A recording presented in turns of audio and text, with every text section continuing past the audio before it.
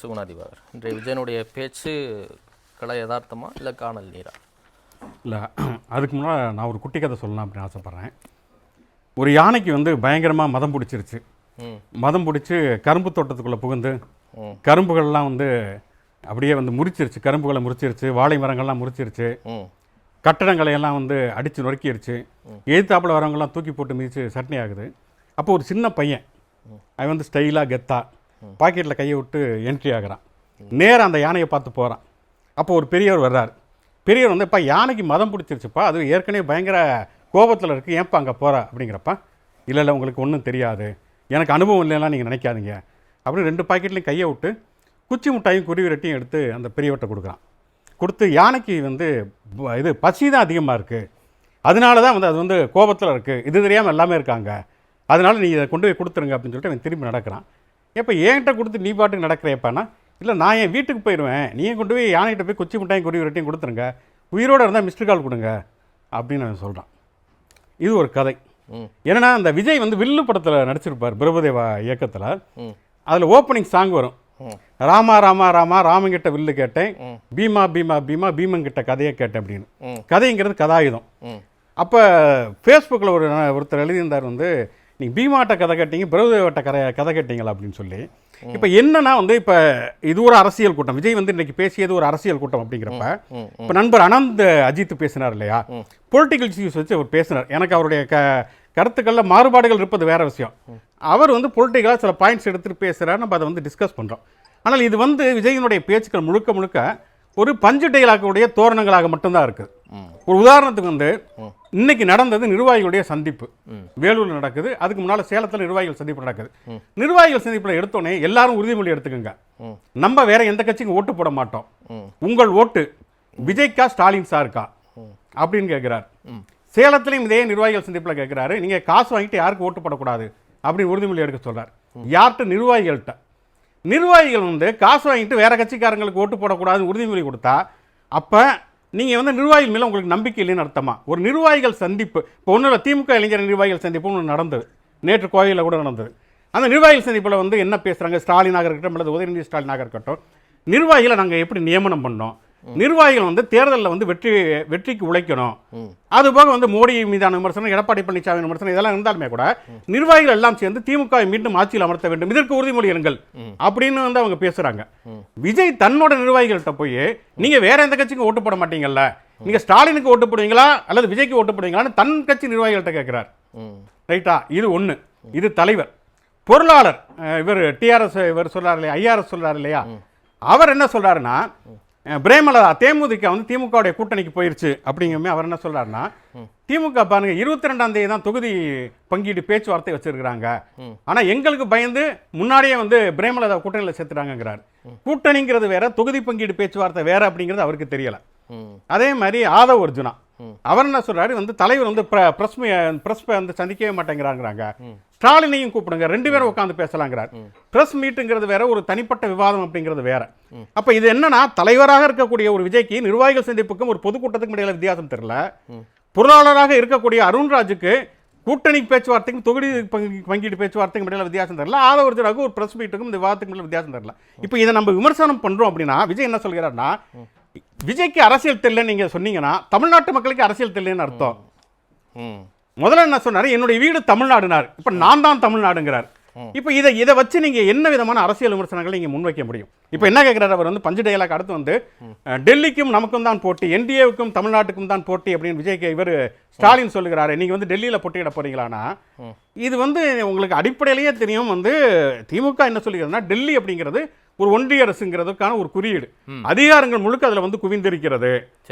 தமிழ்நாட்டுக்கு போதுமான அளவுக்கு நிதி தரல, மாநில உரிமைகள்ங்கிறது மறுக்கப்படுகிறது, ஆளுநருங்கிறது இவ்வளவு தூரம் குடைச்சல் கொடுத்துக்கிட்டு இருக்கிறாரு அப்படிங்கிற ஒரு வாதத்தை வந்து முன்வைக்கிறாங்க. நீங்க என்ன சொல்லலாம், இல்ல நீங்க தான் இவ்வளவு தவறுகள் பண்ணீங்க, ஒன்றிய அரசு வந்து எல்லாருக்கும் எல்லா விதமான உரிமைகளும் தருது, எந்த பிரச்சனையும் இல்லை அப்படின்னு நீங்க பேசுறீங்கன்னா ஓகே, நீங்க ஒரு பொலிட்டிக்கல் டிஸ்கஷன் முன்வைக்கிறீங்க அப்படின்னு நம்ம எடுத்துக்கலாம். ஆனால் வந்து நீங்க என்ன சொல்றீங்கன்னா, அதை வந்து ஒரு பஞ்சு டயலாக்கா மட்டுமே மாத்திட்டு நீங்க போறீங்க வந்து. இல்லை, அவர் தான் மக்களோட ரொம்ப கனெக்டாக இருக்கிறாரு, ரத்தமும் சதையும் போல் பிரிக்கவே முடியாதுங்கிற ஒரு இடத்துக்கு அவர் போயிட்டாரு. அதுக்கப்புறம் அவர் என்ன விமர்சனம் வச்சாலும் உங்களுக்கு என்ன கவலை? அவர் தான் ஒரு கான்ஃபிடென்ட் லெவலுக்கு போயிட்டாரு.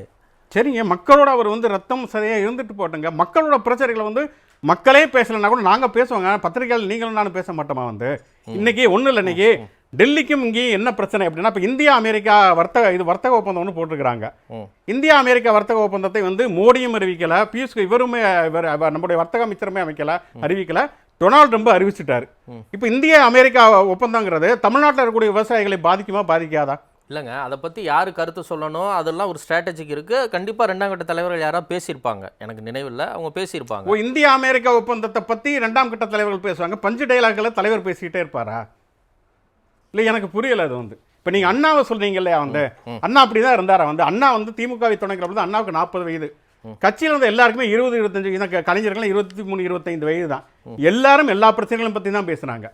ஒன்று நான் ஒரு உதாரணம் சொல்றேன். வந்து இப்போ சொல்றாங்களே வந்து விஜய் வந்து தமிழ்நாடு வந்து வளரவே இல்லை அப்படின்னு. ஒன்றும் இல்லை, தமிழ்நாடு திமுக அரசு சொன்னா பொருளாதார வளர்ச்சி 11.19% வளர்ந்துருக்கோம், இரட்டை இலக்கத்தில் வளர்ச்சி அடைந்திருக்கிறோம் அப்படின்னு சொன்னா பொய்யான டேட்டா சொன்னீங்க. அப்பெல்லாம் நீங்கள் வளரவே இல்லைங்க அப்படின்னு சொல்லலாம். அல்லது டேட்டாவை எடுத்து வச்சுட்டு இல்லைங்க இப்படிலாம் இல்லைங்க இதெல்லாம் பிரச்சனை இருக்குன்னு சொல்லலாம்.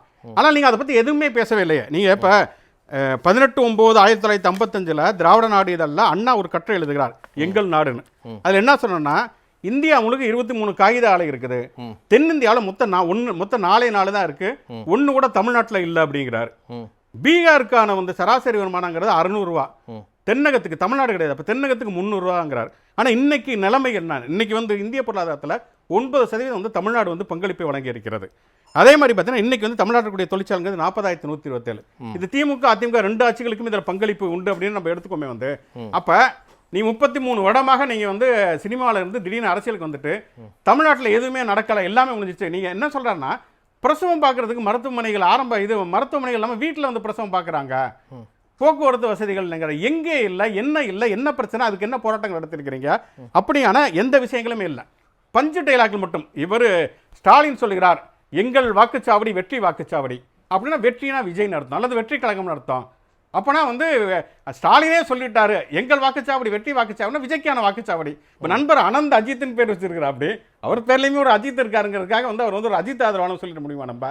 அப்போ வெறுமனே பஞ்சு டைலாக்குகள் வார்த்தை விளையாட்டுகளை வச்சு மட்டுமே எவ்வளோ நாளைக்கு நீங்கள் பேச போறீங்க?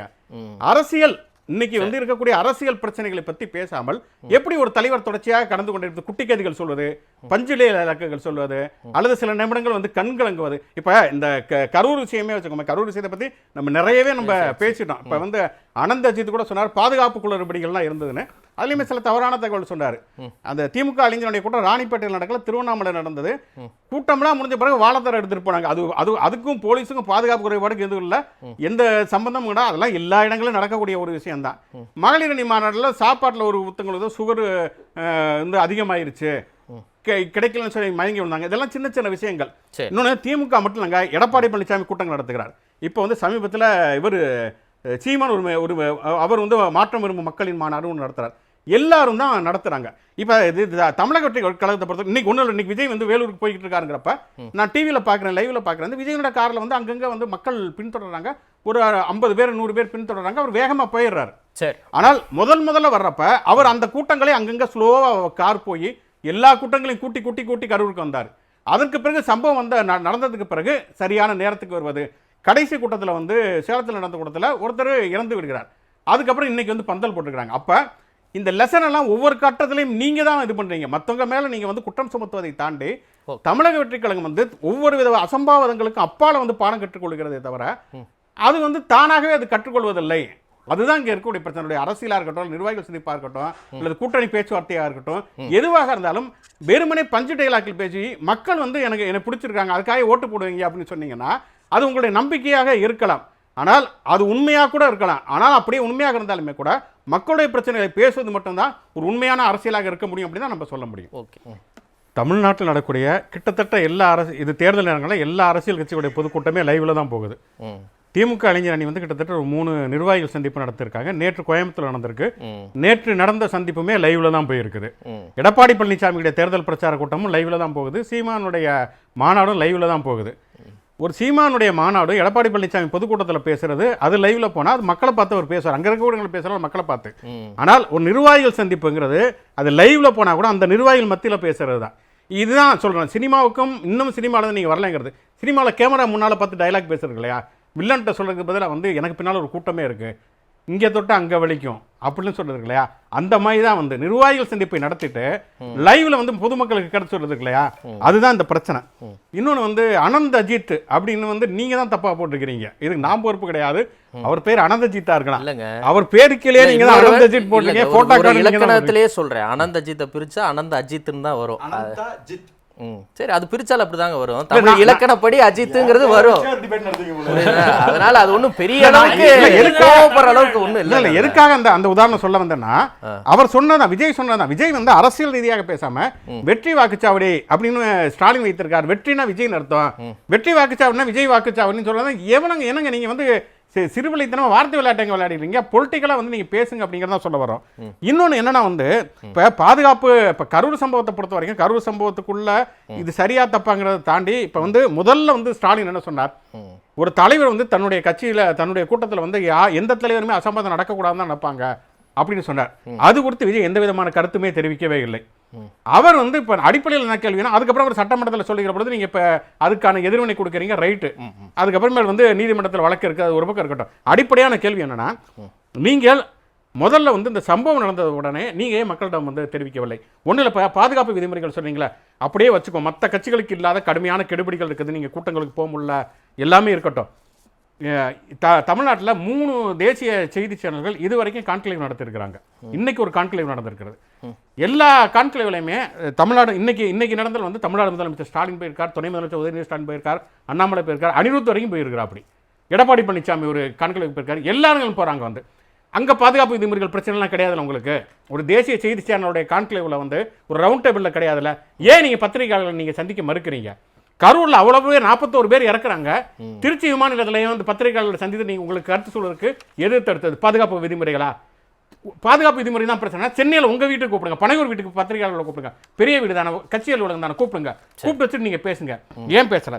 இன்னொரு விஷயம் நான் கடைசி அதை மட்டும் சொல்லி முடிச்சிடறேன். வந்து அந்த இவர் கோட்டீஸ்வரன் சொன்ன யூபிஎஸ்சியினுடைய இதுக்கும் அடிப்படையான சின்ன சின்ன வித்தியாசங்கள் தெரியல. இப்போ சொத்து கணக்குகளை வெளியிடணும்னா வேட்புமனு தாக்கல் விவரத்திலே அது இருக்கும், ஒவ்வொரு வேட்பாளருக்கும். அது கரெக்டாக இருக்கா தப்பா இருக்கா பொய்யா சொல்றாங்கிறதெல்லாம் வேற. ஒருவேளை பொய்யா சொன்னாங்கன்னா வழக்கு போடலாம், அல்லது வந்து நீங்கள் வந்து ஒரு வருமான வரித்துறையிலே அமலாக்கத்துறையிலே நீங்கள் புகார் கொடுக்கலாம்.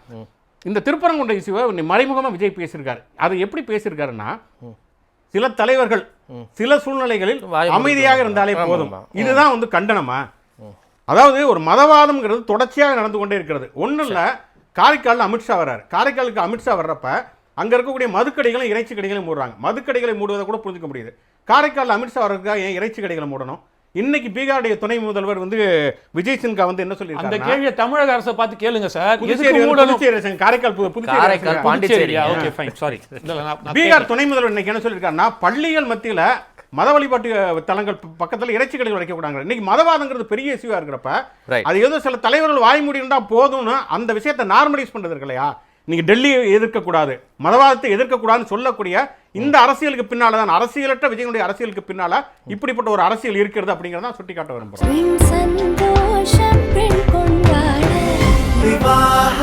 மணப்பெண்ணின் பிரத்யேகமான திருமணம் விவாஹா தி சென்னை சில்க்ஸ்.